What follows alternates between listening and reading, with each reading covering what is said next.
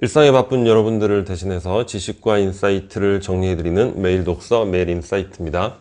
오늘은 2030 축의 전환, 이 책에 대해서 한번 살펴보도록 하겠습니다. 일단 그 제목에 대한 번역을 너무 거창하게 한 것 같아요. 축의 전환, 축이라는 거는 뭔가 획기적인 문명의 대전환 이런 것들을 의미하는데, 이 책이 그 정도까지 내용을 다루고 있는 그런 책은 아닌 것 같고, 원전은 biggest trend라는 단어가 나오죠. 가장 큰 트렌드, 이런 것들이 미래를 어떻게 재설정해 나갈 것인가. 저자는 이제 8개의 그 트렌드에 대해서 이야기를 하고 있습니다.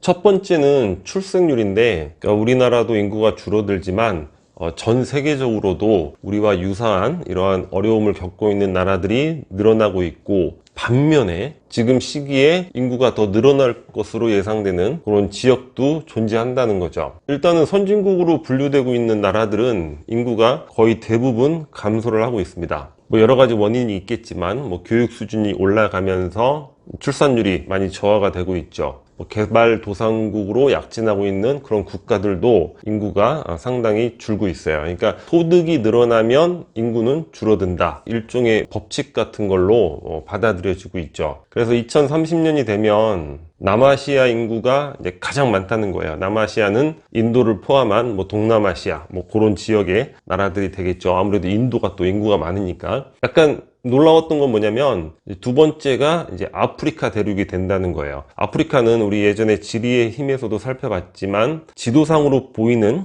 그런 정도의 크기가 아니라 굉장히 넓은 대륙이라고 합니다. 그러니까 미국, 유럽, 중국, 인도 다 포함해도 아프리카 면적이 안 된다는 거죠. 그리고 그 다음이 이제 동아시아, 미국과 유럽의 비중이 계속 낮아진다는 거죠. 2030년이 그런 게 이제 바뀌는 거고, 그 이후에도 그런 현상은 계속 아프리카는 올라가고, 남아시아, 동아시아, 그다음에 미국, 유럽은 계속 줄어드는 이런 부분입니다. 이 저자는 아무래도 이제 미국의 와튼스쿨 교수잖아요. 미국의 상황에 대해서도 이야기를 많이 하고 있는데, 이민에 대해서 많이 할애를 하고 있어요. 많은 사람들이 이민자에 대해서 인지적 편향을 갖고 있다는 거예요. 이민자가 우리의 일자리를 빼앗을 것이다, 또는 이민자가 우리의 사회보장 혜택을 받을 것이다, 이런 편향을 갖고 있는데 실제는 그렇지가 않다는 거죠. 이민자들이 그 원주민들과 일자리를 두고 경쟁하는 그런 퍼센테이지는 굉장히 낮다는 거예요. 그리고 그 나라에 이제 세금을 더 납부하는 것이지 사회보장 혜택을 더 많이 받는다거나 이러한 데이터는 없다는 겁니다. 한국어판 서문에서도 우리나라에 대한 조언이 뭐냐면, 이민을 개방하라. 그리고 짐 로저스 세계적 투자가도 항상 얘기하는 게 이민이죠. 사회의 그 역동성을 유지해야 된다는 거예요. 그러니까 일본 같은 나라들 이민을 받아들이고 있지 않기 때문에 망할 것이다, 이렇게 이야기를 하고 있고, 우리 한국은 이제 통일이라는 빅 이벤트가 있기 때문에 그런 것들이 상쇄될 것이다. 근데 남북 협력도 안 되고 있는데 통일이 상당히 요원한 일이 되잖아요. 일단 우리만의 문제를 따지면 우리도 이민의 문호를 서서히 열어야 되지 않은가, 그런 생각을 또다시 해보게 됩니다.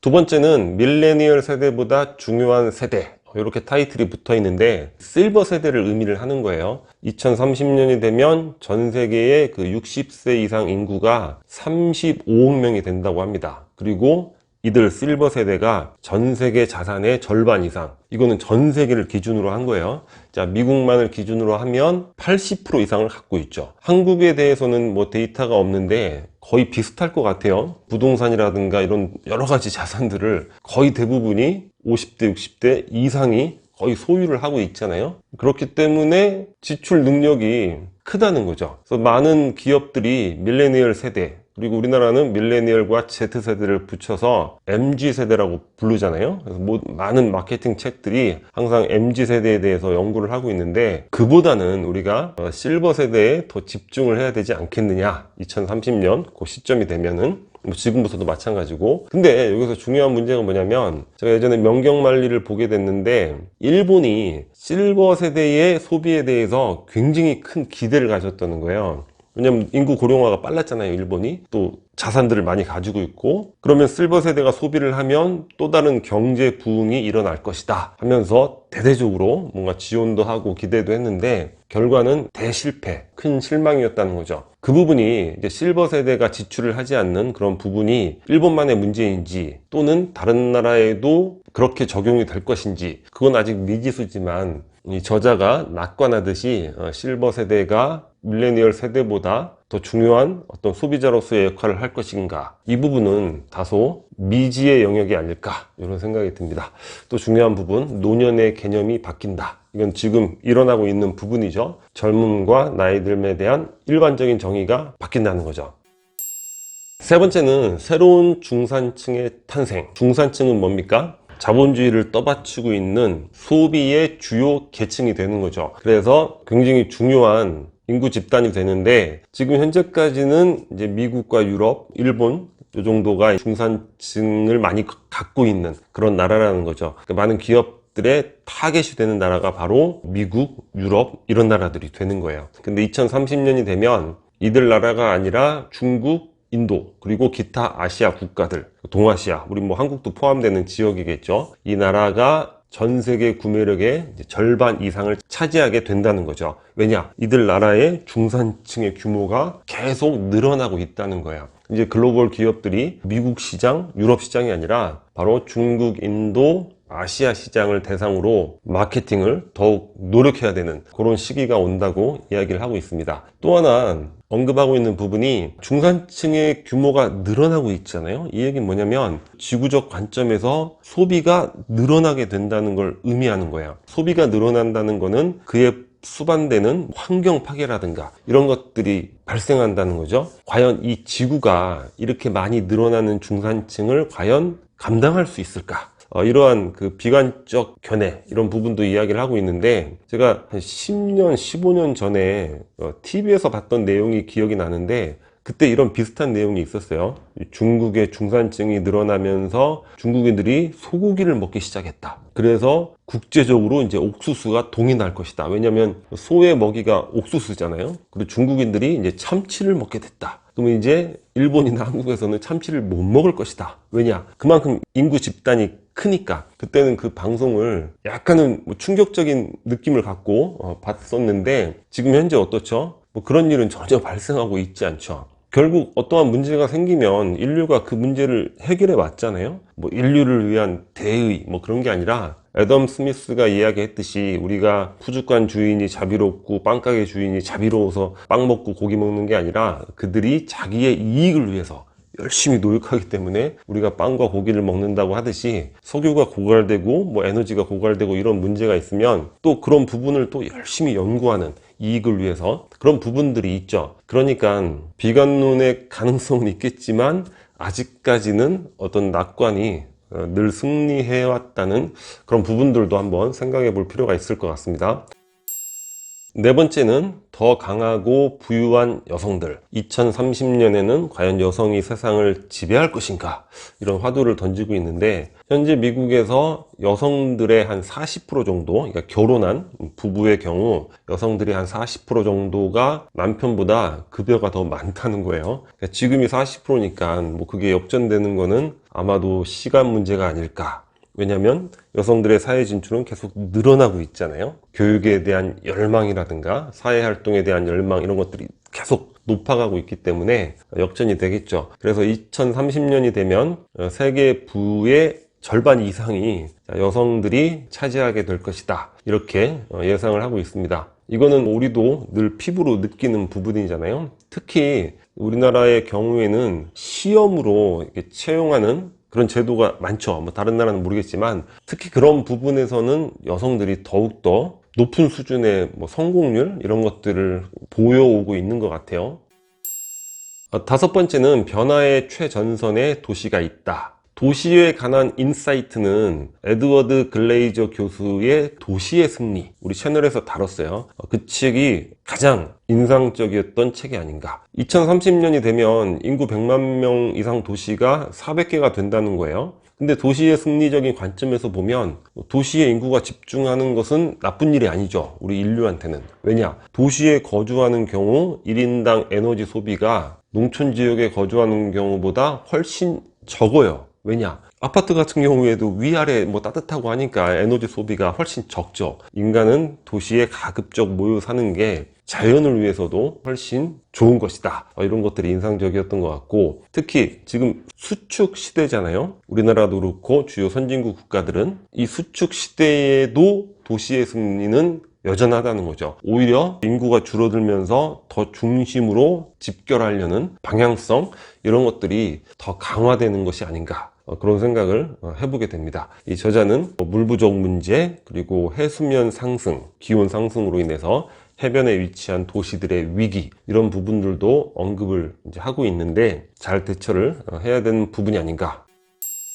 여섯 번째는 과학기술입니다. 과학기술이 바꾸는 현재와 미래. 과학기술은 뭐 특별한 인사이트는 아니죠. 우리가 늘 생활 속에서 늘 경험하고 느끼는 부분이니까. 근데 한 개 정도의 단어 정도는 우리가 알아두면 좋을 것 같은데, 캄브리아기 대폭발이란 시기가 있었죠. 인류 지구의 역사에서 일정한 시대에 갑자기 생명체들이 막 어마어마하게 늘어난, 그래서 대폭발, 캄브리아기 대폭발이라고 하는데, 과학기술이 그런 수준으로 대폭발할 것이다. 2030년에는. 그 중에서도 우리가 늘 듣고 있는 뭐 인공지능이라든가, 또 3D 프린터 있죠. 요즘 자동차도 3D 프린터로 뭐 하루면 만든다고 이야기를 들은 적이 있는데, 이런 것들이 자원 절약, 그러니까 대량 생산, 대량 소비, 뭐 폐기, 이런 게 아니라 정말 필요한 사람에게만 그 필요한 물건을 3D 프린터로 제조하는 이런 부분들이 자원 절약에 도움이 될 것이다. 또 나노 기술에 대한 이야기가 나오고 있는데, 전문 영역이라서 나노 기술이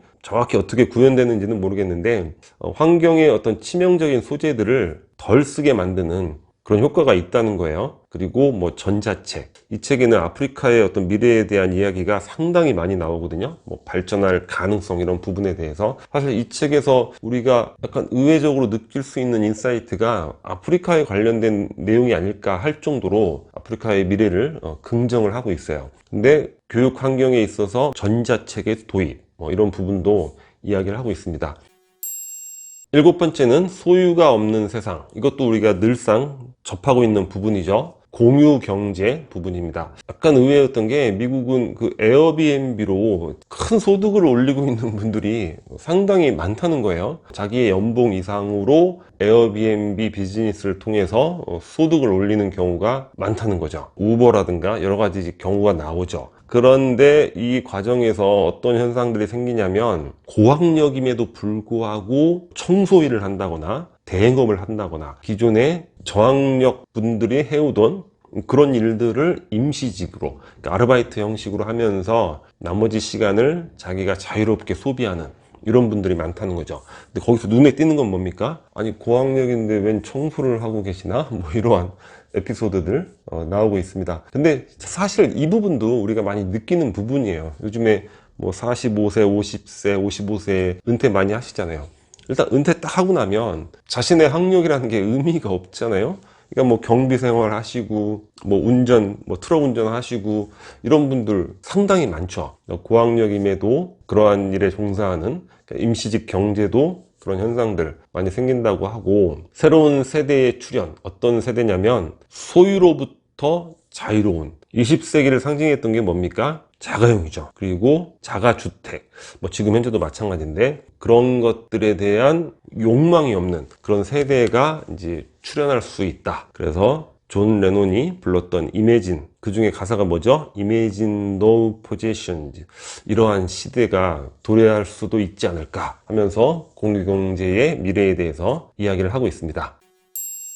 마지막 여덟 번째는 이제 너무 많은 화폐들, 블록체인 기술과 암호화폐에 대해서 이야기를 하고 있어요.